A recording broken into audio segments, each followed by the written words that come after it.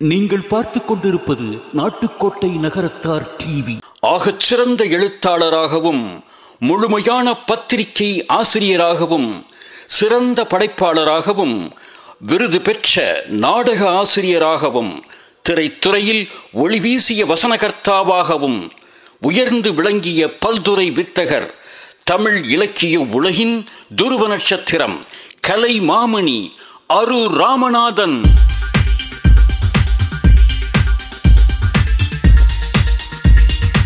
வைர நகைகளின் வியாபார சாம்ராஜ்யம் KNC diamonds, carat and carat, Arimalam Muthu Kannan, Ranganayaki Kannan. ஆன்மீக ஆனந்தம் தரும் சிவம் திருநீர் அணிந்து சிந்தை குளிர்வீர்.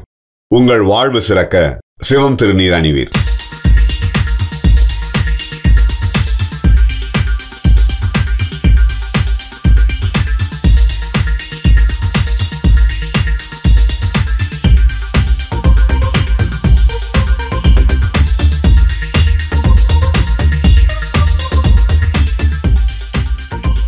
ஐம்பது வருட இவ்வுலக வாழ்வில் தமிழ் மொழிக்காக தனது 27 வருட வாழ்வை அர்ப்பணித்துக் கொண்ட ஆசிரியர் அரு ராமநாதன்.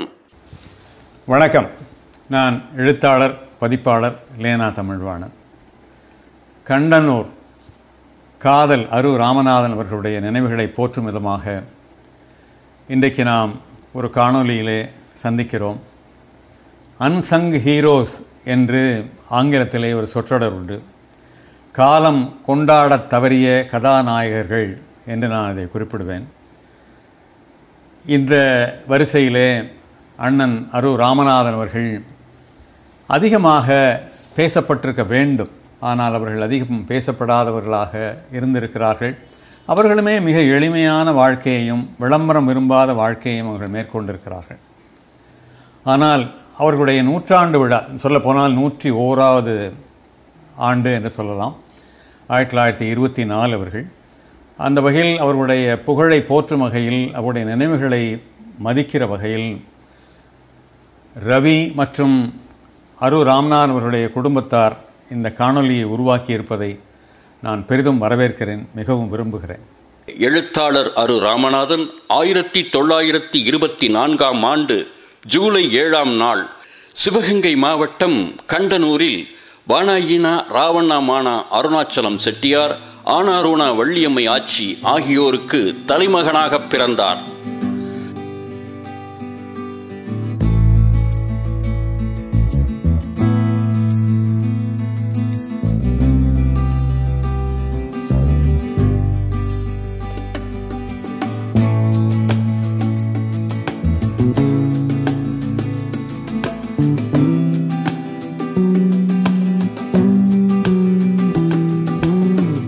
திருச்சியில் பள்ளிப்படிப்பும் பின்னர் சென்னை பச்சையப்பன் கல்லூரியில் இன்டர்மீடியேட் முதல் வருடத்துடனும் அரு ராமநாதனின் கல்வி முற்று பெற்றது. அண்ணன் காதல் அரு ராமநாதன் அவர்கள் வாழ்ந்த காலம் என்பது 1924 முதல் 74 வரை. இந்த 50 ஆண்டு காலத்தில் 20 ஆண்டு காலம் நானும் வாழ்ந்தேன் என்கிற பெருமிதம் எனக்கு இருக்கிறது. எனக்கு நன்றாக நினைவிருக்கிறது, நானும் என்னுடைய தந்தையார் அவர்களும் கோடம்பாக்கம் நெடுஞ்சாலையில் இருக்கிற பிரேமா பிரசுரம் என்று சொல்லப்படுகிற அவருடைய அலுவலகத்திற்கும் இல்லம் ஒரே இடமாக இருக்கும், அங்கே நான் சென்றிருக்கிறேன். அப்படி சென்ற வேளையில் சிற்றுருவமாக, சிரித்த முகமாக அவர்களை பார்த்த நினைவு ரொம்ப. நான் அப்பொழுது மிகவும் சிறுவன். எனவே அதற்கு மேலே என்னால் சம்பவங்களையோ அல்லது உரையாடல்களையோ என்னால் சொல்ல முடியவில்லை. அந்த வகையில் அவர்களை கண்டிருக்கிறேன் என்கிற ஒரு பெருமையை தவிர வேறு பெருமை இல்லை. அதே நேரத்தில் அண்ணன் அவர்கள் படித்த பச்சையப்பன் கல்லூரியில் தான் நானும் படித்தேன் என்று அதிலேயும் ஒரு இணைப்புரையாக ஒரு பெருமையை சேர்த்துக்கொள்ள வேண்டியிருக்கிறது. வணக்கம், சுகி சிவம் பேசுகிறேன். ஐயா அரு ராமநாதன் அவர்களை பற்றி நினைக்கணும்னா நான் தீபாவளியை நினைக்கணும். ஏன்னா ஒவ்வொரு ஆண்டுதோறும் தீபாவளி அன்றைக்கு ஆட்சியோட அவங்க குடும்பத்தோடு வருவாங்க வீட்டுக்கு. அப்பாவும் TN சுகி சுப்பிரமணியன், எழுத்தாளர், அகில இந்திய வானொலி நிலையத்தில் நாடக தயாரிப்பாளர். அதனால் தீபாவளினா அவர், அகிலன் எல்லாம் சந்திக்கிறது அல்லது ஒருவரோடு ஒருவர் ஒரு 5 நிமிஷமாவது பேசிக்கிறது அப்படிங்கிற ஒரு பழக்கம் இருந்த அந்த பழைய நினைவு.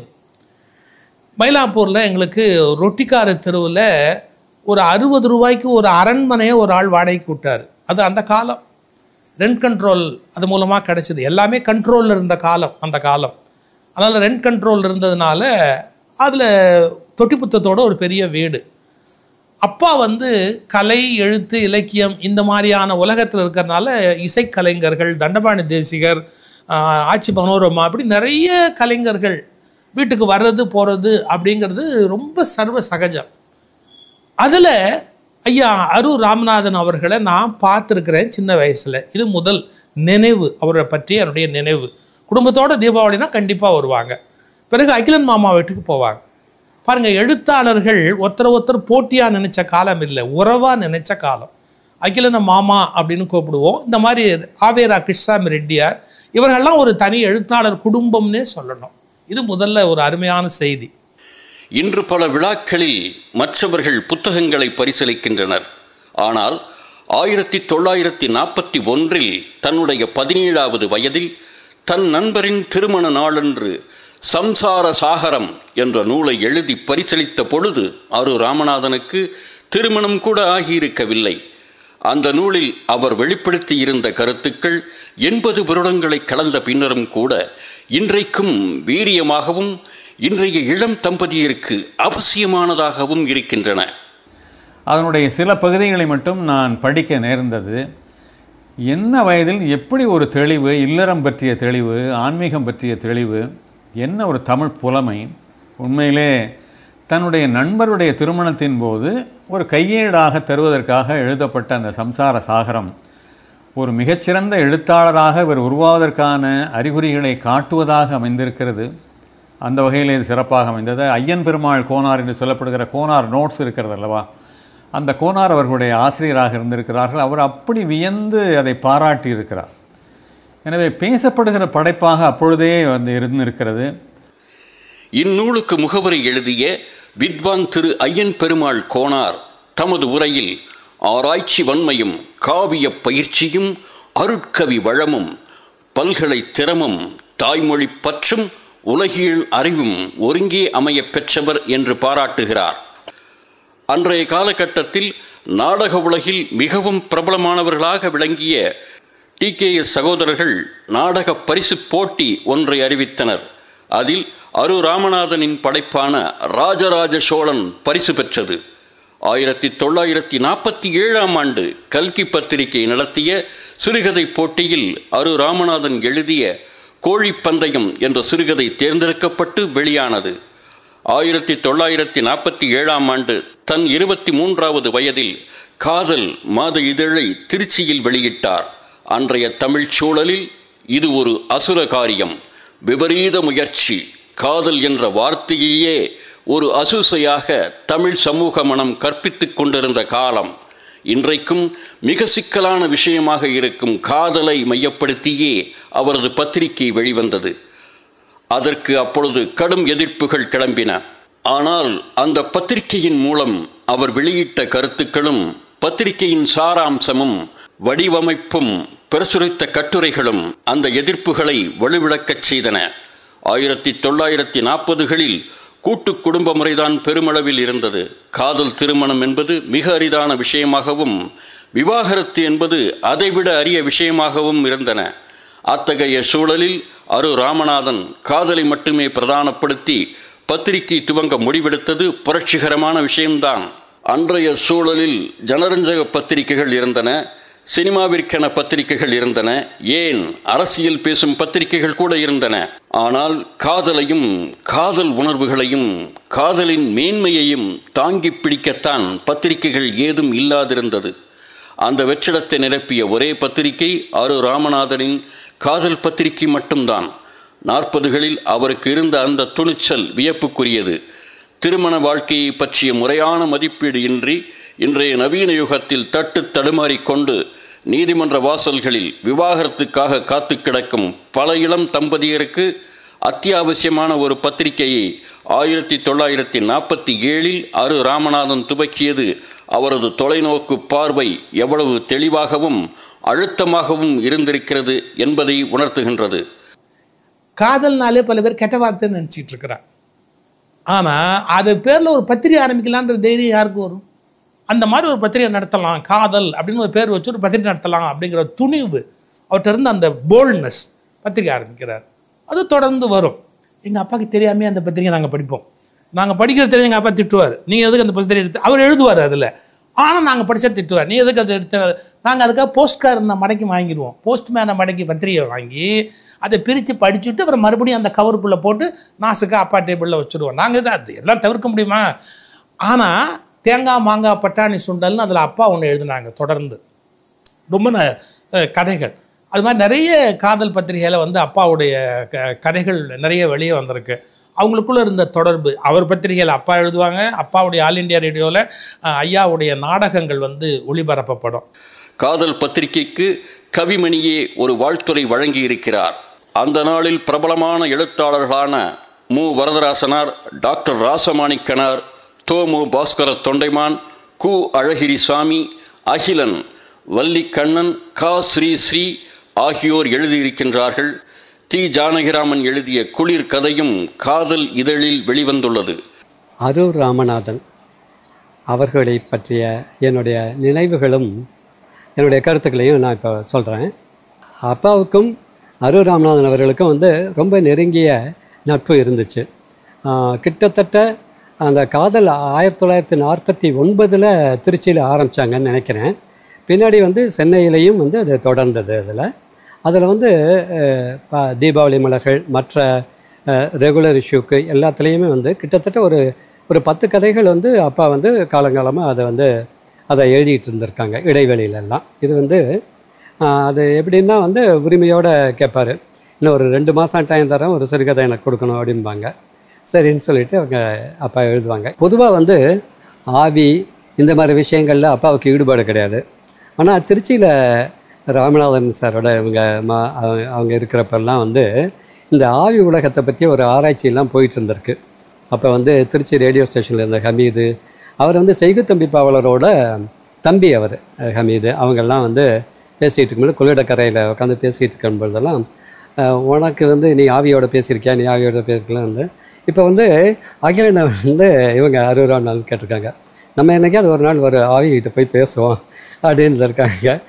ஆவிகிட்ட பேசுகிறோமா இந்த மாதிரி தெரியாது, ஆனால் ஒரு கதை வேணால் எழுதலாம் அப்படின்னு சொல்லிட்டு அதில் தான் வந்து அப்பா வந்து 2 ஆவிகளை பற்றிய நாவல்கள் வந்து செல்வரங்கனின் ஆவின்னு ஒன்று, ஆனால் அது வந்து கண்டென்ட் வந்து வேறையாக இருக்கும். அந்த மாதிரிலாம் இன்னும் 2 சிறுகதைகள் அவங்க எழுதினாங்க அதில். அதே மாதிரி இவர் வந்து அரூரானன் வந்து பழையனூர் நீலியோட கதைகள் அதெல்லாம் பண்ணியிருக்காங்க. இது சொல்ல வரும்போதே வந்து நம்மளுடைய பழந்தமிழ் இலக்கியத்தில் குண்டலகை, அதாவது லிஃப்கோ வந்து வேறு லெவலில் கதை சுருக்கங்கள் அதெல்லாம் பண்ணாங்க. ஆனால் இவங்க வந்து என்ன பண்ணாங்கன்னா, அவங்க பத்திரிகையிலையும் தொடர் கட்டுரைகள்லாம் கூட வந்துச்சு.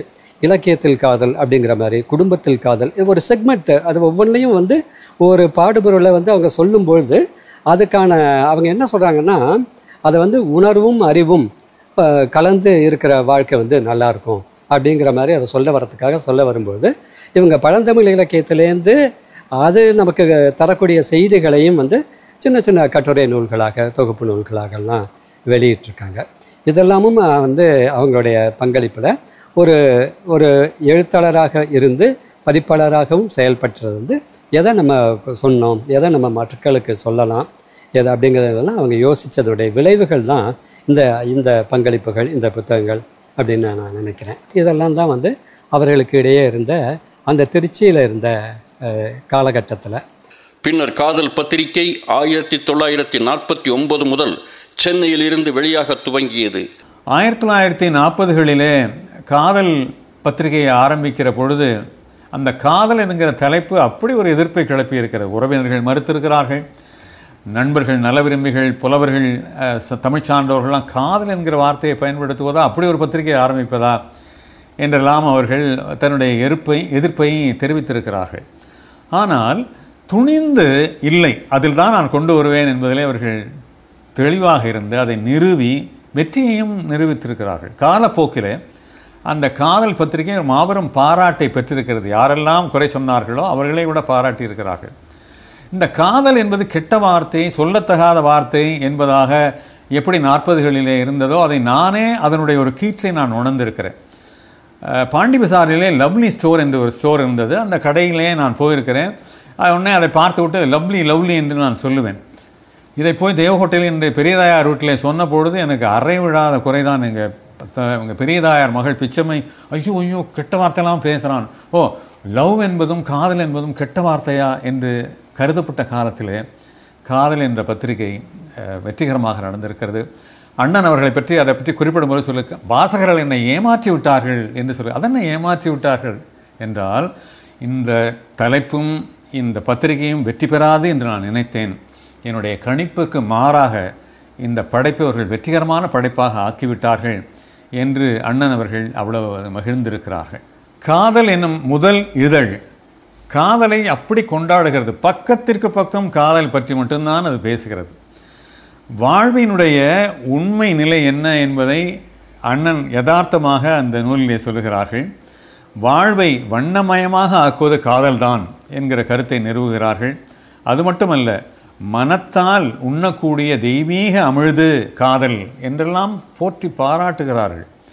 அதாவது ஒரு அந்த அணுகுமுறை இருக்கிறதே உண்மையிலேயே எப்பேற்பட்ட ஒரு துணிச்சலான அணுகுமுறை. அதை நிறுவுவதற்காக அவர்கள் பட்ட பாடு எல்லாமே வியப்பை தருகிறது. தம்மை முன்னிலைப்படுத்தி கொள்ளாத தன்மையை அண்ணன் அவர்களிடத்திலே நான் பார்க்கிறேன். அணிந்துரை, அவருடைய படைப்புகளெல்லாம் நான் காண நேர்ந்தது. அணிந்துரை என்று எதுவும் இல்லை, எண்ணுரை இல்லை, முன்னுரை இல்லை, வாழ்த்துரை இல்லை, தன் குறிப்பு என்று கூட எதுவும் இல்லை. அதனால் அவர்களை பற்றிய செய்திகளை சேகரிப்பது கூட மிக கடினமாக இருக்கிறது என்று அவரை பற்றி எழுதிய ஆக்கி வெங்கட சுப்ரமணியன் அவர்கள் தன்னுடைய ஆய்வு நூலிலே குறிப்பிடுகிறார்கள். அதே ஆண்டில் கலைமணி என்ற சினிமா பத்திரிகையையும் பின்னர் மர்மக்கதை என்ற பத்திரிகையையும் துவக்கினார் அரு ராமநாதன். மர்மக்கதை பத்திரிகையில் சிரஞ்சீவி, மேதாவி, பி.டி. சாமி போன்ற அக்காலத்தைய புகழ்பெற்ற மர்மக்கதை எழுத்தாளர்கள் தொடர்ந்து எழுதினர். மர்மக்கதைகளுக்கு வாசகர்களிடையே நல்ல வரவேற்பு கிடைத்தது. 1952 பிரேமா பிரசுரம் என்ற பதிப்பகத்தை தோற்றுவித்து பல அரிய நூல்களை குறைந்த விலையில் பதிப்பித்தார். அரு ராமநாதனின் படைப்புகள் ராஜராஜ சோழன், அசோகன் காதலி, வீரபாண்டியன் மனைவி, குண்டு மல்லிகை, சுந்தரரின் பக்தியும் காதலும், வெற்றிவேல் வீரத்தேவன், வேதாளம் சொன்ன கதைகள், பழையனூர் நீலி, நாயனம் சவுந்தர வடிவு ஆகியவை. அரு ராமநாதன் படைப்புகளில் மிக புகழ்பெற்ற நாவல் வீரபாண்டியன் மனைவி. வரலாற்று உண்மையுடன் காதல் மற்றும் குடும்ப கதையை இணைத்து அழகாக எழுதப்பட்டுள்ளது. வரலாறும் கற்பனையும் இணைந்து சீரான கலை அமைப்பை கொண்டதால் இது தமிழ் மொழி வாசகர்களுக்கும் ஆர்வலர்களுக்கும் சிறந்த தேர்வாக இருக்கின்றது.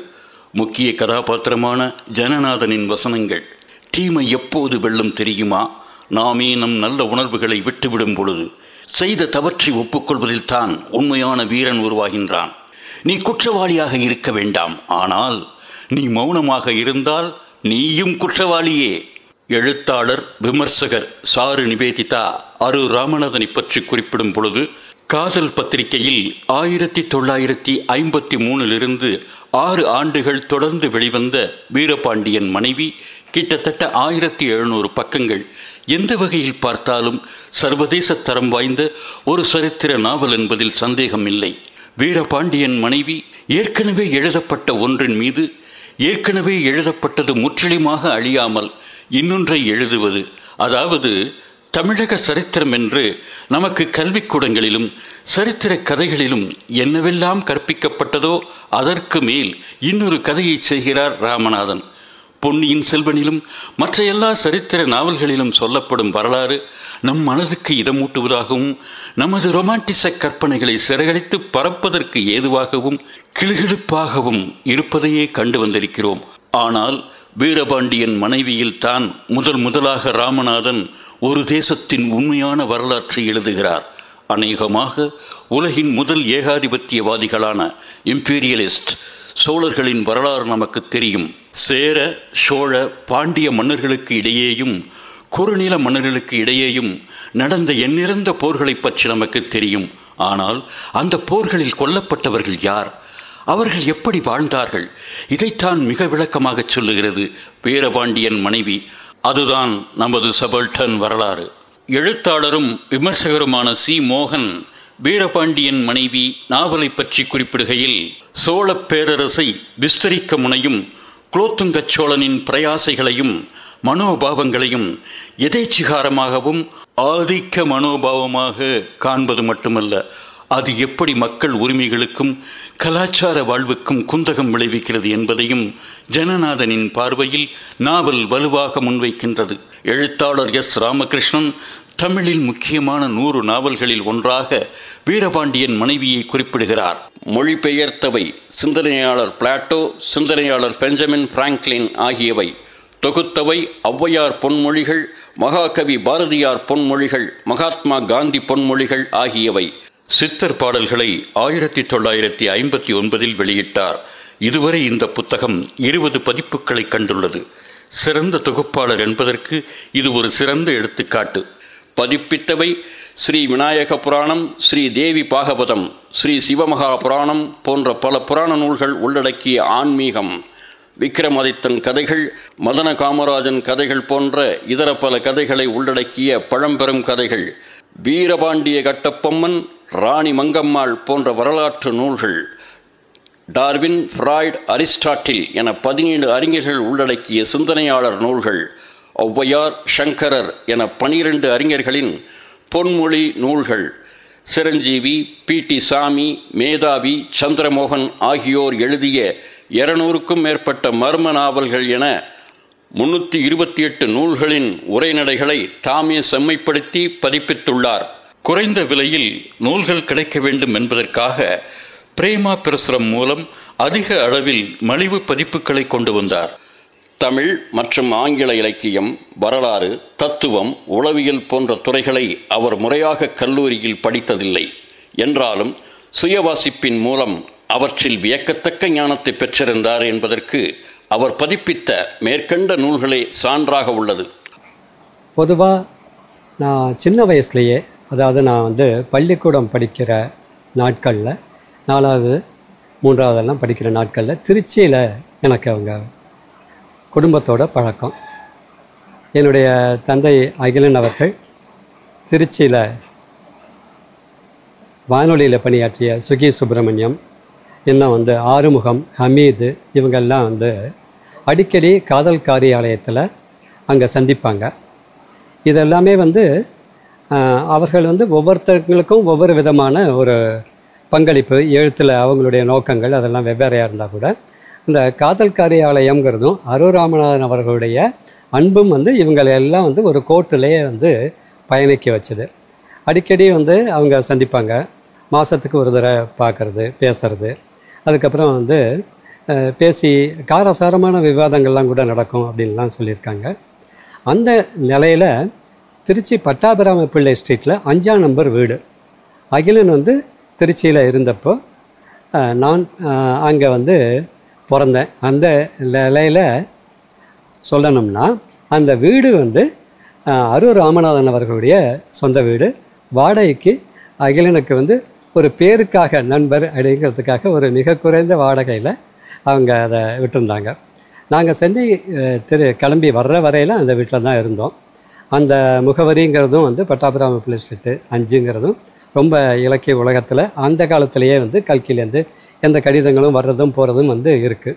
இது அதாவது இந்த நட்பினுடைய ஒரு ஆழத்தை சொல்கிறதுக்காகத்தான் இதை சொன்னேன். வீரபாண்டிய மனைவி கூட ஒரு அற்புதமான படைப்பு. சகோதரர் ரவி அவர்கள் அந்த 3 தொகுதியையும் எனக்கு தந்தார்கள். எந்த சரித்திர ஆசிரியர்களுக்கும் இழைத்தவன் நான் இல்லை என்கிற வகையிலேயே அந்த சரித்திர தமிழ் நடையும் சரி, சரித்திர சான்றுகளும் சரி, மிக அற்புதமான படைப்பாக நான் பார்த்தேன். நாம் மட்டுமே நம்மை போற்றிக் கொள்வதிலே பெரிதில்லை. கல்கி அண்ணனுடைய அவர்களுடைய குண்டுமல்லியை கேட்டு வாங்கி வெளியிடுகிறது. அந்த வகையிலே ஒரு மறு அங்கீகாரமாக நாம் பார்க்கிறேன். நம்முடைய குழந்தையை நாம் கொஞ்சுவது பெரிதல்ல, நம்முடைய குழந்தை மற்றவர்கள் வாங்கி கொஞ்சும் பொழுதுதான் அந்த குழந்தையினுடைய அருமை நமக்கே தெரிகிறது. அந்த வகையிலே அது. அப்புறம் வெவ்வேறு பெயர்களிலும் எழுதியிருக்கிறார்கள். காதல் பத்திரிகையிலே குரு ராமையா என்ற பெயரில், ரதிப்பிரியா என்ற பெயரில், அப்படியெல்லாம் அவர்கள் விருப்பப்பட்டு வெவ்வேறு பெயர்களில் எழுதியிருக்கிறார்கள். அவர்களை ஆராய்ந்த ஆக்கி வெங்கட சுப்பிரமணியன் அவர்கள் அவர்களுடைய படைப்புகளை அப்படி வியந்து வியந்து பேசுகிறார். அந்த நூலையும் எழுத்துகள் எண்ணங்கள் என்கிற அவருடைய படைப்பை நான் படிக்க நேர்ந்தது. புரட்சிகரமான கருத்துக்களை கொண்டவர்களாகவும் அண்ணன் அவர்களை பார்க்கிறேன். என்னையும் ஒரு எழுத்தாளனாக மதித்து ஒரு பப்ளிகேஷன்லேருந்து என் எழுத்துக்கு பணம் கொடுத்த முதல் நபர் ஐயா அருள் ராமநாதன் தான். கொஞ்சம் சொன்னால் ஆச்சரியமாக இருக்கும். நான் ஒரு சம்மரில் வீட்டில் இருக்கிறேன். சம்மர்னால் 2 மாதம். எங்கள் அப்பா கூப்பிட்டாரு, டேய் டயத்தை வேஸ்ட் பண்ணிகிட்டு இருக்க, அறிவு இருக்கா அவனுக்கு, ஒரு முழு சம்மர் 2 மாதத்தை வீண் பண்ணுறிய, நீ ஒரு புத்தகம் எழுதக்கூடாது, ஏதாவது ஒரு புத்தகம் எழுத வேண்டியதானே. அது எப்படிப்பா எழுத முடியும், பேசியே பழக்கப்பட்டவன், ஒரே விஷயத்தை அடுத்த மேடையில் பேசலாம், அடுத்த மேடையில் பேசலாம், சௌக்கியமாக இருக்கலாம், அதை விட்டு எழுதுனா எங்கேருந்து இப்போ எழுதுறது அப்படின்னு. நீ பேசுகிறல்ல, அந்த மாதிரி ஒரு சப்ஜெக்டை எடுத்து நீ ஏன் எழுதக்கூடாது அப்படின்னு எங்கள் அப்பா கேட்டார். சரி நான் பார்க்குறேன்பா, எழுத ட்ரை பண்ணுறேன் அப்படின்ட்டு அண்ணா என்னமோ ஒரே இரவில் ஓரிரவு எழுதினாங்கிற மாதிரி எனக்கு ஒரு சேலஞ்ச் இருந்தது. நைட்டோட நைட்டாக ஆதிசங்கரங்கிற புத்தகத்தை எழுதினேன். நான் என்ன மேடையில் பேசுவேனோ அந்த ஏற்கனவே எனக்கு எல்லாம் நினைவில் இருக்குது. அதை அப்படியே கோர்த்து சரியாக்கி ஒரு ஆதிசங்கரர்னு ஒரு புத்தகம் எழுதினேன். எங்கள் அப்பாட்ட கொண்டு போய் கொடுத்தேன். எங்கள் அப்பா என்ன பண்ணார், உடனே ஒரு 50 ரூபா பணத்தை எடுத்து கையில் கொடுத்து, இதை வச்சுக்கோ, ஒழுங்காக பேங்க்கில் போட்டு வச்சுக்கோ, நீ எழுதுனதுக்கு முதல்ல இது இல்லாமல் கூலி கொடுக்காமல் வாங்கக்கூடாதுங்கிறதுக்காக கொடுக்குறேன் அப்படின்னு கொடுத்து ஆசீர்வாதம் பண்ணார். தீபாவளி அன்னைக்கு வழக்கம் போல் ஐயா வந்தாங்க. ராமநாதன் ஐயா வீட்டுக்கு வர்றாங்க. ஒரு புது எழுத்தாளரை உங்களுக்கு அறிமுகப்படுத்தட்டுமா அப்படின்னு எங்கள் அப்பா கேட்டாங்க. அப்படியா, சொல்லுங்கள், யார்? இதோ இவன் தான் எழுதியிருக்கான் அப்படின்னு, கொண்டாங்க அப்படின்னு. உடனே பேக்கெட்லேருந்து அவர் ஒரு பணத்தை எடுத்து, எனக்கு நினைவில் எவ்வளவு அப்படின்னு டக்குன்னு ஒரு பணத்தை எடுத்து, இந்தாங்க, எதையுமே பணம் கொடுக்காமல் வாங்கக்கூடாது அப்படின்னு எழுத்தாளன் என்ற முறையில் எனக்கு சன்மானம் கொடுத்த கை அருள் ராமநாதன் ஐயாவுடைய கை. பிறகு அந்த புத்தகம் வந்தது. என்னுடைய புத்தகங்களில் ஒரு குறிப்பிடத்தக்க ஒரு மரியாதை பெற்ற ஒரு புத்தகம் அந்த ஆதிசங்கரர். அதை வெளியிட்டது பிரேமா பிரசுரம். அது முதல் எழுத்தாளர்னு நான் சன்மானம் வாங்கினது வந்து ஐயா ராமநாதன் கையால். அதுக்கப்புறம் நான் நிறைய எழுத்தின் மூலமாக நிறைய ஒரு செல்வம் ஈட்டுகிற வாய்ப்பு பெற்றது அவருடைய கை, ராசியான கை. அதை நான் நினச்சி பார்க்கணும். இந்த 100ஆண்டு விழாவில் அதெல்லாம் நான் நினைவில் மனதில் கொள்ள வேண்டிய ஒன்று. அதிகம் தமிழ் படிக்காத, முறையாக தமிழ் படிக்காத, புலவர் பட்டமோ எம்ஏ பட்டமோ பெறாமல் இப்படி ஒரு தமிழ் புலமை என்று எண்ணுகிற அளவிற்கு சொற்கள் வந்து சேவகம் பண்ணுகின்றன, அப்படி வந்து விழுகின்றன. அந்த தமிழ் புலமை நடையையும் பார்த்து ஒரு தமிழ் மாணவனாக மிகவும் நான் ரசித்தேன். இந்த நட்பு வட்டம்ங்கிறதும் இலக்கியம் சார்ந்த இந்த ஒரு விஷயங்கள் பேசப்படுபொருள், அரசியலாகட்டும், அதாவது அருள் ராமநாதன் அவர்களுக்கு வந்து பழந்தமிழ் இலக்கியத்திலையும் சமூக இந்த நடைமுறை வாழ்க்கையிலையும் இருக்கிற ஒரு தொடர்பு வந்து அகிலனை பற்றிய ஒரு புரிதலோடு இதெல்லாம் இப்படியே நம்ம வந்து போயிடக்கூடாது, ஒரு சங்கம் அமைக்கலாம், எழுத்தாளர் சங்கமாக நம்ம வந்து உருவாக்கலாம் அப்படிங்கிற மாதிரி ஒரு எண்ணத்தை வந்து உருவாக்குனதுக்கு இந்த ஒரு பின்புலம் வந்து ஒரு காரணமாக இருந்திருக்கு. அப்படித்தான் முதல்ல திருச்சி தமிழ் எழுத்தாளர் சங்கம் திருச்சியில் தோற்றுவிக்கப்பட்டது. ஸோ இந்த நிலைக்கு ஒரு அஸ்திவாரமாகவும் ஒரு மூல காரணமாகவும் இருந்தது அருள் ராமநாதன் நான் இப்போ நினைக்கிறேன். இதெல்லாம் வந்து அப்பா தன்னுடைய எழுத்தும் வாழ்க்கைங்கிற நூல்லையும் குறிப்பிட்டிருக்காங்க. இதெல்லாம் வந்து இந்த அவருடைய நினைவுகளை சொல்லும்பொழுது இதெல்லாம் சொல்கிறாங்க. என்னை பொறுத்தவரையில் இவங்க வந்து திருச்சிக்கிலேருந்து சென்னைக்கு அருள் ராமநாதன் அவர்கள் வந்து பெயர்ந்து வந்ததுக்கப்புறமும் வந்து நாங்களும் பின்னாடி வந்து ஒரு 58லன்னு நினைக்கிறேன் சென்னை வந்துட்டோம். அதன் பிறகு தீபாவளின்னா முதல்ல வந்து காலையில் ஒரு முதல் வருகை வந்து கல்கி ராஜேந்திரன், அடுத்தது வந்து அருள் ராமநாதன் ஐயா வந்து அவங்க இவங்க ரங்கநாயகியோடு வந்துடுவாங்க. மோரிஸ் மைனர், அந்த கருப்பு மோரிஸ் மைனர், அதில் வந்து இது பட்சணங்கள்லாம் கொடுத்துட்டு கொஞ்சம் நேரம் பேசி இருந்துட்டு திருப்பி அதுக்கப்புறம்லாம் கிளம்புவாங்க.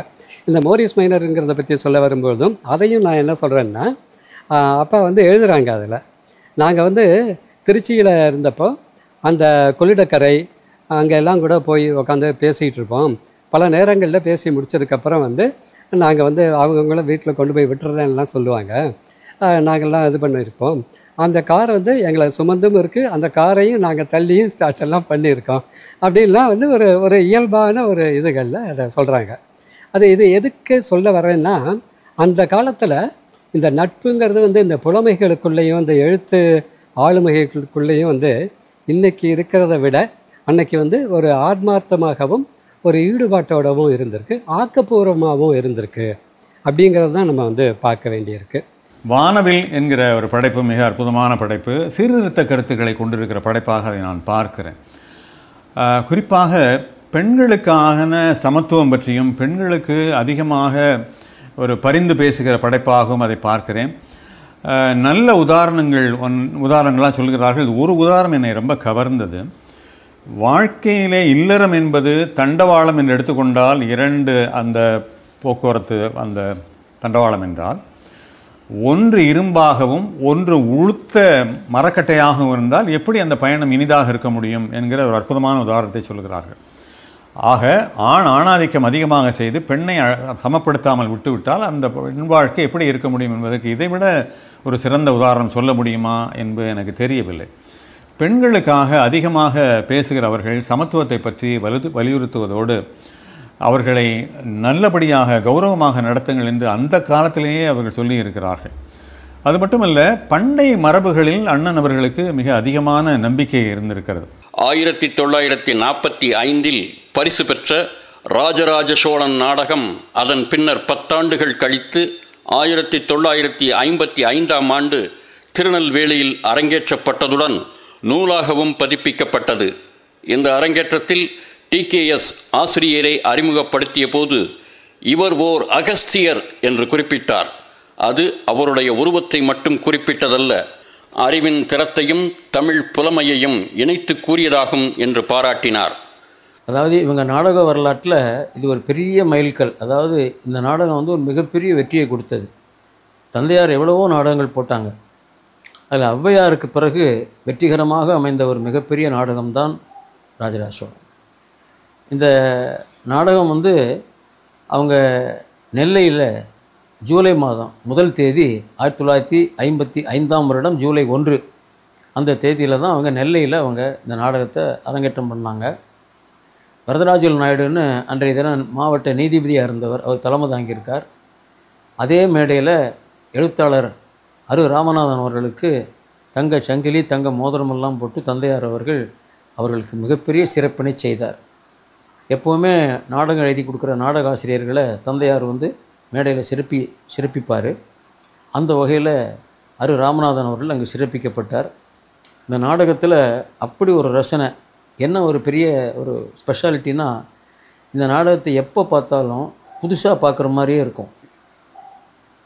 அந்த நாடகம் வந்து அப்போ தான் புதுசாக பார்க்குற மாதிரியே இருக்கும். நீங்கள் பல தடவை பார்த்தா கூட அப்படி ஒரு அற்புதமான ஒரு உரையாடல்கள். அந்த நாடகத்திலே ராஜேந்திர சோழன் அவர்கள் போர் புரிய அனுப்புகிறார். ஏனென்றால் விமலாதித்தனோடு ஒரு பகை ஏற்பட்டு விடுகிறது. விமலாதித்தன் வேங்கிய நாட்டவன், அவன் வாய் துடுக்குள்ளவன். இதனாலேயே பிரச்சனை வந்து போரில் வந்து முடிகிறது. அவருடைய மகள் குந்தவியினுடைய நடன அரங்கேற்றம் தஞ்சாவூரில் நடைபெறுகிறது. அதற்கு அழையா விருந்தாளியாக வர்ற விமலாதித்தன் ஏதோ வாக்கு துடுக்கிலே ராஜராஜ சோழனை பற்றி தவறாக பேசிவிடவே போருக்கு ஆயத்தமாக சொல்கிறார் சோழன். அப்படியானால் அவர் வந்து மிகவும் நெருங்கிய நண்பர் யாருக்கு? ராஜேந்திர சோழனுக்கு. அப்போ தன் மைந்தனுடைய நெருங்கிய நண்பன் கூடயே போரிட வேண்டிய சூழ்நிலை வந்தவுடன் அவர் ஒரு மாதிரி சோகமான சூழ்நிலைக்கு போய்விடுகிறார் ராஜேந்திர சோழன். உடனே அவரை கவுன்சிலிங் செய்து அவர் மைண்டை ரிஃப்ரெஷ் பண்ணி அவரை எப்படியாவது போருக்கு தயார் பண்ணணுமே என்று ராஜேந்திர சோழனை சந்திப்பதற்காக அவர் தந்தையார் ராஜராஜன் வருகிறார். அப்பொழுது அவரிடம் நடக்கின்ற ஒரு உரையாடலிலே ராஜேந்திர சோழன் பேசுகின்ற வசனத்தை நான் சொல்கிறேன் பாருங்கள். அவர் கேட்கிறார், ராஜேந்திரா, நீ இன்னும் போருக்கு சித்தமாக இல்லையா? போர் என்றாலே தோல் வலிமிக்கவன் நீ இன்னும் போருக்கு சித்தமாகாமல் இருப்பது எனக்கு ஐயத்தை ஏற்படுத்துகிறதே எனக்கு என்ன சொல்கிறார். உடனே அதுக்கு நான் சொல்கிறேன், நான் ராஜேந்திர சோழன் நடிச்சிருக்கேன், இந்த வேடத்தில் அப்பாவும் நடிச்சிருக்கிறார். சொந்த சகோதரர்கள் போன்ற சேரபாண்டியர்களை வெல்லச் சொன்னீர்கள், வென்றேன். நம் தமிழ்நாட்டின் தற்காப்புக்கு தேவையான சேரனின் கப்பற்படையை காந்தளூர் சாலையில் கொளுத்தச் சொன்னீர்கள், கொளுத்தினேன். அவனது உதகை நகரை தீயிட்டு எரிக்கச் சொன்னீர்கள், எரித்தேன். பாண்டியன் அமரபுஜங்கனையும் போரிலே புறங்காணச் சொன்னீர்கள், புறங்கண்டேன். ஆனால் என் உத்தம நண்பன், உயிர் நண்பன் விமலாதித்தன் மீதே போர் தொடுக்க சொன்னீர்கள் தந்தையே. ராஜராஜ சோழன் வந்து TKS அண்ணாச்சி ஒரு போட்டி வச்சு எடுத்த நாடகம், சிறந்த நாடகங்களை தான் போடணுங்கிறதுக்காக போட்டி வச்சு எடுத்தது. அப்புறம் ஒரு 10 வருஷம் அதை பற்றி அவர் கவலைப்படலை. அது ஏன் மேடையில் வரணுங்கிறத பற்றிலாம் கவலைப்படலை. TKS அண்ணாச்சி என்ன சொல்கிறாங்க, ஒரு எழுத்தாளர் ஒன்று எழுதி கொடுத்துட்டா என்னதை ஏன் நாடகமாக்கலன்னு என்னை நச்சே கொண்டு இருக்கணும். 10 வருஷம் இந்த மனுஷன் என்னை என்னன்னே கேட்கல, ஏன்னே கேட்கல, ஏன் இந்த நாடகமாக போடலை அப்படின்னே கேட்கவே இல்லை. அது என்னன்னு எனக்கு தெரியலேன்னு. இதுக்கு ஐயா ராமநாதனுடைய பதில், எனக்கு அது மறந்தே போச்சு. நான் தான் எழுதி கொடுத்தேங்கிறது எனக்கு மறந்தே போச்சு. 10 வருஷம் எனக்கு வருது. அவர் மறதியை ஸ்பெஷலாக சொல்கிறதா இருந்தால், ஹோட்டலில் சாப்பிட்டுக்கிட்டு இருந்தபோது மாடியில் எல்லோரும் சாப்பிட்டுக்கிட்டு இருந்துட்டு கீழே இறங்கி கடைக்கு போய் ஏதோ ஒன்று வாங்கணும்னு நினச்சவர் மேலே எல்லாம் சாப்பிட்றாங்கங்கிறத மறந்துட்டு அவர் பாட்டுக்கு ஆஃபீஸ் போயிட்டார். அவங்க என்ன பாடுபட்டிருப்பாங்க ஹோட்டலில் உட்காந்துருந்தவங்கெல்லாம். அதாவது வேறு ஏதோ ஒன்று சிந்திச்சுக்கிட்டே போகிறது. இது வந்து பார்க்க போனால் ஒரு 2043 நாடகங்கள் நடந்திருக்கிறதா தந்தையார் நாட்குறிப்பில் குறிப்பிட்டிருக்கார். 2043 இந்த நாடகம் மட்டும். 1957 இவங்க மலேசியா சிங்கப்பூர் பயணம் மேற்கொண்ட போது 6 மாத பயணம். அதில் 90 நாட்கள் இந்த நாடகம் மட்டுமே அங்கே அரங்கேறி இருக்கு. கோலாலம்பூர், பினாங்கு, சிங்கப்பூர் எல்லாம் சேர்த்து இந்த நாடகத்துக்கு அப்படி ஒரு வரவேற்பு, அவ்வளோ பெரிய ரசனை. இப்போ அவருடைய 3வது பகுதி, அதாவது உலகத்தின் பெரிய மனிதருங்கிறதுக்கு ஒரு உதாரணம் சொல்கிற பாருங்க. என்ன சொன்னாலுமே இந்த நாட்டில் எழுத்தாளனாக மட்டுமே ஷைன் பண்ணி சௌரியமாக இருக்கிறதுங்கிறது ரொம்ப கஷ்டம். ஒரு ஜெயகாந்தன், ஒரு சுஜாதா, ஒரு சில பேர் தான் வந்து எழுத்து மூலமாக மிக பிரம்மாண்டமான ஒரு வருமானத்தை ஈட்ட முடியும். மற்றபடி எழுத்துங்கிறது இறையன்பு ஒரு கதை எழுதியிருப்பார். 2 வீடுகள் அந்த தெருவில் இருந்தன. ஒன்று மிகப்பெரிய வீடு, அதன் பக்கத்தில் ஒரு சின்ன வீடு. பெரிய வீடு பேச்சாளரின் வீடு, சின்ன வீடு எழுத்தாளரின் வீடு அப்படின்னு. அதனால தான் நான் 2மா மாறினேன். பேச்சாளராகவும் இருக்கணும், ஆக பெரிய வீடு சின்ன வீடு இருக்குன்னு நினச்சிடாதீங்க. நான் சொல்கிறது கட்டடத்தில் நமக்கு வேண்டிய செல்வம் எல்லாம் இருக்கணுமேங்கிறதுக்காக நான் பேச்சாளனாகவும் இருக்கிறேன், எழுத்தாளனாகவும் இருக்கிறேன். நானும் பதிப்பகமாகவும் என்னதை வச்சுருந்தேன். அது தள்ளி வைங்க. இவங்க என்ன பண்ணுறாங்க, எழுதி கொடுத்துட்டாங்க ராஜராஜ சோழன். அதுக்கு ஏதோ ஒரு சன்மான தொகை உண்டு, ரொம்ப கம்மி. எழுத்தாளர்களுக்கு ரொம்ப குறைவாக தான் அந்த காலத்தில் கொடுப்பாங்க. அந்த காலத்தில் என்ன, இந்த காலத்துலையும் அப்படி தான் கொடுப்பாங்க. இல்லை என்ன முக்கியம்னு கேட்டிங்கன்னா, எங்கள் அப்பா ஒரு தடவை எழுதியிருந்தார், ஒரு சினிமா எடுக்கிறதா இருந்தால் நடிகருக்கு உழவு, டைரக்டருக்கு உழவு, கேமராவுக்கு உழவு, சாப்பாட்டுக்கு உழவு, இதுக்கெல்லாம் பிரிச்சு அந்த எழுத்தாளருங்கிறது எப்படின்னு கேட்டால் டிஃபன் செலவை விட கம்மியாக இருக்கும் பாரு. அந்த சினிமாவில் வந்து கொடுக்கறது.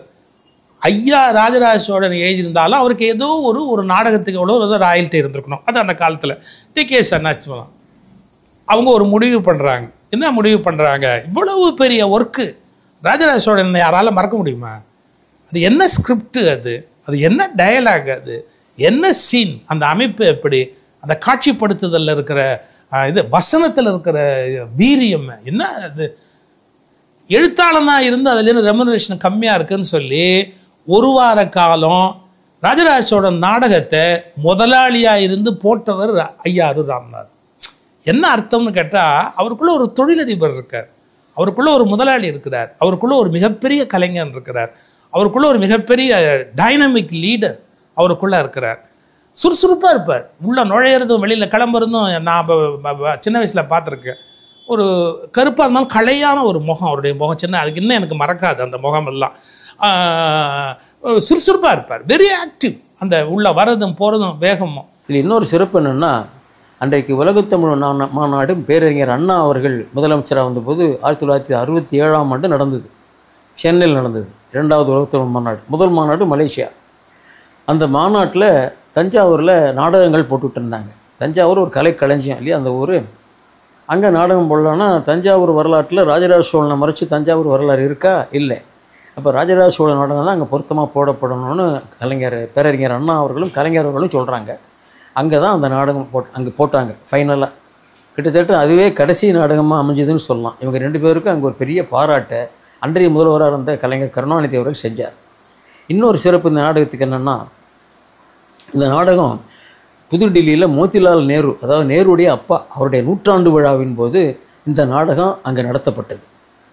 அந்த விழாவில் அன்றைக்கு பிரதமராக இருந்த பண்டித ஜவஹர்லால் நேரு அவர்கள் அதை அமர்ந்து பார்த்து பாராட்டினார். அப்போ அவர் சொன்னது, I have not seen Shanmugam and Bhagavathi, I had seen only Rajaraja Cholan and Rajendra Cholan லைவ்னு சொன்னார். நான் நேராக அவங்க 2 பேரையும் பார்த்தேன் அப்படின்னு சொன்னாருன்னா நேரு அதை சொன்னார். அப்படிப்பட்ட ஒரு புகழுரை அவங்களுக்கு அங்கே கிடச்சிது. தத்ரூபமாக அவங்களே வந்த மாதிரி இருந்ததுன்னு நேரு சொன்னார். எந்த நாடகம் கலை நிகழ்ச்சியாக இருந்தாலும் ஒரு அரை மணி நேரம் பார்த்துட்டு போகிறவர் இந்த நாடகத்தை முழுமையாக பார்த்தார். அதுக்கப்புறம் பல வருஷம் கழித்து, அதிலிருந்து கிட்டத்தட்ட ஒரு 40 ஆண்டுகளுக்கு பிறகு தமிழக முதல்வராக இருந்த ஜெயலலிதா அம்மா வந்து இந்த நாடகத்தை வந்து தஞ்சாவூரில் நடந்த உலகத்தமிழ் மாநாடு 8வது உலகத்தமிழ் மாநாட்டில் நடத்த விரும்பினாங்க. 8வது உலகத்தமிழ் மாநாட்டில் இந்த நாடகத்தை அவங்க போட்டாங்க. ஏன் போட்டாங்கன்னா அவங்க சொன்னாங்க, ஏன்னா தஞ்சாவூரில் வந்து ராஜராஜ சோழன் தான் போடணும், அவங்க கதை தெரியணும், இதை நடத்தணும்னா வேறு எந்த நாடக குழுவும் வேண்டாம், டிகேஎஸ் பிரதர்ஸனுடைய பிள்ளைங்க இருப்பாங்க, அவங்களுக்கு சொல்லி கொடுத்தா வரும், அவங்கள தயார் பண்ணி அந்த நாடகத்தை போட சொல்லுங்கன்னு ஜெயலலிதா அம்மா சொன்னாங்க. அரு ராமநாதன் அவர்களுடைய அந்த ராஜராஜ சோழனில் அங்கே நாங்கள் நடித்தோம். எங்கள் டைரக்ஷன் மேற்பார்வை பண்ணவர் நாடக காவலர் ஆர்எஸ் மனோகர் அவர்கள். இந்த நாடகத்தை பார்த்து தான் அவர் தனியாக சரித்திர நாடகம் பண்ணணும், நாடகக்குழு ஆரம்பிக்கணுங்கிற ஒரு ஆசையை, ஒரு இன்ஸ்பிரேஷனே வந்ததுன்னு கடைசி வரைக்கும் மனோகர் சார் சொல்லுவார். ராஜராஜ சோழன் நாடகம் தமிழ்நாட்டின் வரலாற்று விழிப்புணர்வையும் நாடக ரசனையையும் மேம்படுத்திய முக்கிய படைப்பாக கருதப்படுகின்றது. நாடகத்திலிருந்து ஒரு சில வசனங்கள்: சிங்காசனமாயிது இல்லை, இது ஒரு கடமையின் சுமை, என் மக்கள் நிம்மதியாக வாழ்வதற்காக நான் தூங்காமலும் சிரமமுமாக இருக்க வேண்டிய ஒரு தந்தையின் இருக்கை, போருக்கு பின் அமைதியே பெறப்படவில்லை என்றால் அந்த வெற்றி வெறும் மாயை. சரி, அதோடு கூட இருக்குல்ல. அப்புறம் இந்த கதையினுடைய அட்ராக்ஷன் பார்த்திங்கன்னா, பிறகு அது சென்னை தொலைக்காட்சி நிலையம் தயாரித்த அந்த 13 வாரம் கொடுப்பாங்க பாருங்கள், அந்த 13 எபிசோட்ஸில் இதை வந்து சீரியலாக எடுத்தாங்க, தொடர், நெடுந்தொடர். அதுலேயும் நான் தான் ராஜேந்திர சோழன், அதுலேயும் நான் தான் ராஜேந்திர சோழன்லாம் நடித்தேன். வாகினி ஸ்டூடியோவில் தான் படப்பிடிப்பெல்லாம் நடந்தது. நல்ல குந்தவி நடன காட்சி எடுத்தாங்க. அப்புறம் தர்பார், கடைசி தர்பார் சீன்லாம் ரொம்ப சிறப்பாக அமைஞ்சுது. அதுலேயும் ராஜேந்திர சோழன்லாம் நான் தான் நடித்தேன். அரு ராமநாதன் ஐயா வசனங்களை தான் அதில் முழுமையாக பயன்படுத்தப்பட்டது. அதனால் அது அந்த சீரியல் வெற்றிகரமாக நடைபெற்றது. எனவே இப்படிப்பட்ட நிறைந்த ஒரு புகழையும் ஒரு சிறப்பையும் பெற்ற ஒரு மாபெரும் சரித்திர கதை நாடகம் என்று சொன்னால் அது அரு ராமநாதன் ஐயா அவருடைய ராஜராஜ சோழன் தான் என்பதை நாம் மறந்துவிட முடியாது. அரு ராமநாதன் அவருடைய நோக்கு நிலை வந்து ரொம்ப பறந்துபட்டது. அது அவருக்கு வந்து ரொம்ப சுறுசுறுப்பாக இயங்கக்கூடியவர். அது வந்து உடலாலும் மனதாலும் அப்படி முடியுமாங்கிறது எனக்கு இன்றைக்கி வந்து ஒரு கேள்வியாக தோணுது. ஆனால் அவர் இயங்கியிருக்கார். வாழ்ந்தது கிட்டத்தட்ட ஒரு 50 வருடங்கள் தான். ஆனால் அதுக்குள்ளே அவருடைய பங்களிப்புங்கிறது வந்து பல விஷயத்தில் இருந்திருக்கு. அது நாடகமாகட்டும், பத்திரிகையாகட்டும், திரைத்துறையாகட்டும், எல்லா நிலைகள்லேயும் அவருடைய பங்களிப்புங்கிறது வந்து இருந்திருக்கு. அதாவது ஒரு காலகட்டத்தில் எப்படி அப்படிங்கிற அந்த சீரியல் வர்றதுங்கிறதெல்லாம் ரொம்ப ரேர் தான். அது நீங்கள் வந்து PS ராமையா வந்து ஒரு நாடகாசிரியர், தேரோட்டி மகள்லாம் எழுதியிருக்கார். ஆனால் வானொலியில் வந்து அந்த வானொலிக்கு நாடகங்கள் எழுதுவது எப்படி அப்படிங்கிற தலைப்பில் காதல் கரையத்தில் ஒரு புத்தகம் வந்து வெளியே வந்திருக்கு. இதெல்லாமும் வந்து அந்த காலத்திலேயே வந்து எந்தெந்த துறைகளில் நமக்கு வந்து எழுத செய்யலாம், இந்த கருத்துக்கள் யார்கிட்டேருந்து நம்ம வாங்கி வெளியிடணும் அப்படிங்கிறது வந்து ஒரு பதிப்பாளராக அரு ராமநாதன் அவர்களுக்கு இருந்திருக்கு. அதுக்கப்புறம் வந்து பிரேமா பிரசுரத்தில் வந்து இவங்க வந்து கல்கியில் வந்து குண்டு மல்லிகைங்கிற ஒரு நாவல் எழுதுகிறாங்க. ரொம்ப நல்ல நாவல். அது பிச்சுமணி வசந்தியோ ஏதோ ஒரு பேர் அந்த கேரக்டர் நேமு.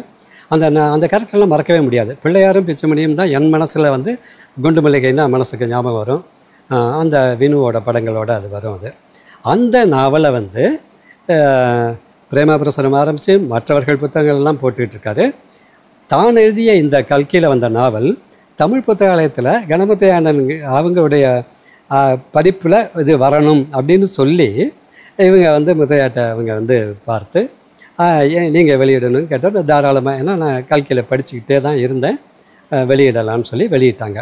இது எதுக்கு சொல்ல வரேன்னா, ஒரு பதிப்பாளர், தானும் ஒரு பதிப்பாளர், அதை இன்னொரு படைப்பு, தன்னுடைய படைப்பு இன்னொரு பதிப்பகத்திலேருந்து வரணும் அப்படின்னு அவங்க நினைக்கிறதுக்கான காரணங்களும் அதையும் அதை புரிஞ்சுக்கிற விஷயங்களும் வந்து அன்னைக்கு அந்த அளவுக்கு ஒரு ஆழமான ஒரு சூழ்நிலை இருந்துச்சு. பிரேமா பிரசுரத்தில் வந்து அது சிந்தனையாளர் வரிசைன்னு ஒன்று பண்ணாங்க. அது பிளாட்டோ ஆகட்டும், நம்ம நிறைய இன்றைக்கி நம்ம வந்து அதாவது பகுத்தறிவாளர்னு சொல்லி நம்ம வந்து அது கொஞ்சம் தனிப்பட்ட முறையில் பார்க்கக்கூடிய சில விஷயங்களாகட்டும், இதெல்லாம் இவர்களுடைய வாழ்க்கையை ஒரு சின்ன ஒரு நட்ஷெல்ல சொல்கிற மாதிரி. அது வந்து அந்த சிந்தனையாளர் வரிசை வந்து மிகப்பெரிய அவங்களுடைய கன்ட்ரிபியூஷன். அதில் பதிப்பாளராகவும் இதையும் யாரை வச்சு அதை எழுத வைக்கலாம், அதை எப்படி எடிட் பண்ணலாம், எந்த அளவுக்கு பண்ணலாம் அப்படிங்கிறதும் அந்த சிந்தனையாளர் வரிசைங்கிறது ஒரு குறிப்பிடத்தகுந்த தமிழில் வந்து பதிப்புத்துறையில் ஒரு பங்களிப்பு அப்படின்னு நான் நினைக்கிறேன். இந்த மாதிரி வந்து இவர்களுடைய நிலைங்கிறது வந்து நம்ம வந்து ஒரு எழுத்தாளராக சமூகத்தை பார்க்குறதுங்கிறது ஒன்று, சமூகத்தில் பங்களிப்பு செய்யறதுக்கு தன்னுடைய துறை சார்ந்தே அவருடைய பயணம் அமைஞ்சது அப்படிங்கிறது ஒரு பெரிய ஒரு வாழ்க்கையில் கிடைச்ச அவருக்கு ஒரு சூழ்நிலைன்னு தான் தோணுது எனக்கு. 1967 அன்றைய முதல்வர் அறிஞர் அண்ணாதுரை அவர்களிடமிருந்து முதல் கலைமாமணி விருதை பெற்றார். பின்னாளில் இந்த நாடகம் சிவாஜி கணேசன் நடிக்க ராஜராஜ சோழன் என்ற பெயரிலேயே தமிழின் முதல் அகன்ற திரைப்படமாக சினிமாஸ்கோப்பாக வெளியானது. இம்மூவருக்கும் உயிரில்லை என்றால் இவனுக்கும் உயிரில்லை, வெறும் சிலைதான். அந்த திரைப்படத்திற்கு அரு ராமநாதனே கதை வசனமும் எழுதினார். தீர்க்கமான தனது கருத்துக்களை வன்மையாக வெளிப்படுத்தும் எழுத்தாளராகவும், முழுமையான பத்திரிகை ஆசிரியராகவும், சிறந்த பதிப்பாளராகவும் தன்னைத்தானே செதுக்கிக் கொண்ட அரு ராமநாதன் திரைத்துறையிலும் ஒரு சிறந்த வசனகர்த்தாவாக விளங்கினார். ஜெமினி கணேசன், அஞ்சலி தேவி ஆகியோர் நடித்து வெற்றி கண்ட பூலோக ரம்பை, அமுதவல்லி, கற்பு கரசி, கல்யாணிக்கு கல்யாணம், ஆரவல்லி சூரவல்லி, சிவாஜி பத்மினி நடித்த தங்கப்பதுமை ஆகிய திரைப்படங்களுக்கு கதை வசனம் எழுதியுள்ளார். தங்கப்பதுமை திரைப்படம் 1959 இந்திய அரசின் விருதை பெற்றது. தமிழ் கூறும் நல்லுலகிற்கு தன்னை அர்ப்பணித்துக் கொண்டவராகவும், எழுத்துலக வரலாற்றிலிருந்து பிரித்து பார்த்துவிட முடியாத புதிய கருத்துக்களை கொண்ட சிந்தனையாளராகவும் விளங்கியவர் அரு ராமநாதன். அக்டோபர் 18, 1974 அரு ராமநாதன் தனது நீண்ட நெடிய எழுத்து பணியிலிருந்து நீங்கி அமரத்துவம் அடைந்தார். அரு ராமநாதனின் வளர்ச்சிக்கு மிகவும் உறுதுணையாக இருந்தவர் அவரது மைத்துனராகிய கோட்டையூர் திரு மேனா சீனாத்தானா மெய்யப்ப செட்டியார் அவர்கள். அரு ராமநாதனின் மனைவி ரங்கநாயகி ஆச்சி. இவர்களுக்கு 3 மகன்கள், 1 மகள். உயரிய நோக்கத்துடன் அரு ராமநாதனால் துவக்கப்பட்ட பிரேமா பிரசுரம் அவரது சந்ததியினரால் இன்றும் சிறப்பாக செயல்பட்டு தமிழர் வாழ்வை தழைக்கச் செய்யும் நல்ல நூல்களை வெளியிட்டு வருகின்றது. 1924 முதல் 74 வரை 50 ஆண்டுகள் மட்டுமே வாழ்ந்த அண்ணன் அவருடைய சாதனைகளை பார்க்கிற பொழுது ஏன் அவர்களுக்கு இன்னும் அவர்களுக்கு ஒரு நீட்டத்து ஆயுளை தந்திருக்கவில்லை என்று கண்ணதாசன் அவர்களை பார்த்து கேட்க வேண்டியிருக்கிறது, தமிழ்வாணன் அவர்களை பார்த்து கேட்க வேண்டியிருக்கிறது. நல்ல நல்ல படைப்பாளர்கள் எல்லாம் காலன் சீக்கிரமே அழைத்து கொண்டான் என்று நாம் பார்க்கிறோம். சமூகமாகட்டும், கலையாகட்டும், நாடகத்துறையாகட்டும், கலாச்சாரமாகட்டும், சரித்திரமாகட்டும், திரைப்படமாகட்டும், தொட்ட துறையிலெல்லாம் அவர்கள் துலங்கி இருக்கிறார்கள், வெற்றிகரமாக இருந்திருக்கிறார்கள் என்று நான் அவர்களை எண்ணி வியக்கிறேன். ஒரு மிகப்பெரிய எழுத்துலகத்தில் சாம்ராட் அவர், நிர்வாகத்தில் திறமை உடையவர். என்ன இருந்தாலும் அந்த மண்ணுக்குனே ஒரு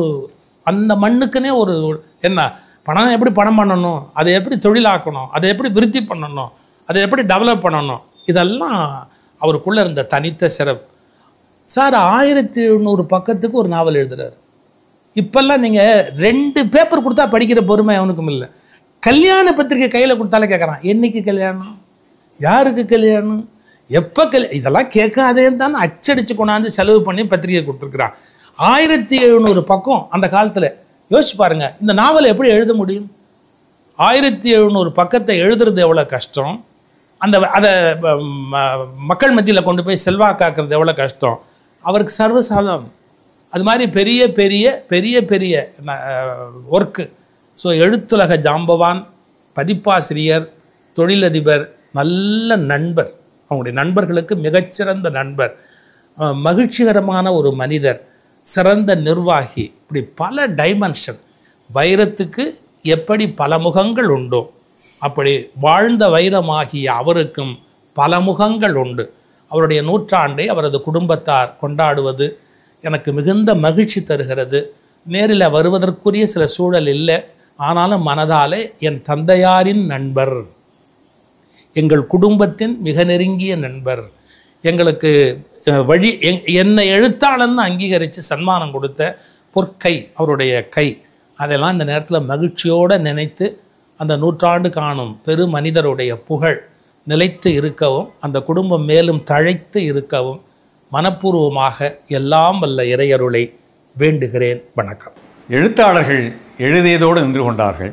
சில எழுத்தாளர்கள் அடுத்த கட்டத்திற்கு வந்து அதை பதிப்பித்தார்கள். சில எழுத்தாளர்கள் விற்பனை வரை வந்தார்கள், பெயருக்கு விற்றார்கள், வெற்றிகரமாக விற்கவில்லை. ஆனால் அண்ணன் காதல் ராமநாதன் அவர்கள் விற்பனையும் வெற்றிகரமாக செய்தார்கள். இந்த 4 நிலைகளிலும் அவர்கள் வெற்றி பெற்றார்கள் என்பது ஒரு அரிய செய்தி. எனக்கு இந்த நிகழ்விலே மகிழ்வாக ஒன்றை பாராட்ட வேண்டும் என்று தோன்றுகிறது. பிரேமா பிரசுரம் தொடர்ந்து செயல்பட்டு அண்ணன் அவர்களுடைய படைப்புகளை இன்னும் வெளிக்கொண்டு வந்து சந்தையிலே கிடைக்கும்படியாக பார்த்து கொள்கிறார்கள்வா, அது ஒரு மகன் தந்தைக்கு செய்கிற அருமையான பணியாக நான் அதை பார்க்கிறேன். பிரேமா பிரசுரம் சிறப்பாக இயங்குவது எனக்கு மகிழ்ச்சியை தருகிறது. அதுபோக 101வது ஆண்டிலே இந்த காணொலி மூலமாக அண்ணனுடைய புகழை மீட்டெடுக்கிற வகையில் அவர்கள் விளம்பரம் விரும்பாத அவருடைய தன்மையிலிருந்து மாறி அவர்களுக்கு நல்ல ஒரு புகழ் வெளிச்சம் தருகிற விதமாக இந்த காணொலி அமைத்தது. அது ரொம்ப பாராட்ட வேண்டிய விஷயம் என்று நினைக்கிறேன். அண்ணனுடைய புகழ் ஓங்குக, ராமநாதன் அவர்களுடைய புகழ் வளர்க, வெற்றி பெறுக என்று நான் வாழ்த்துகிறேன்.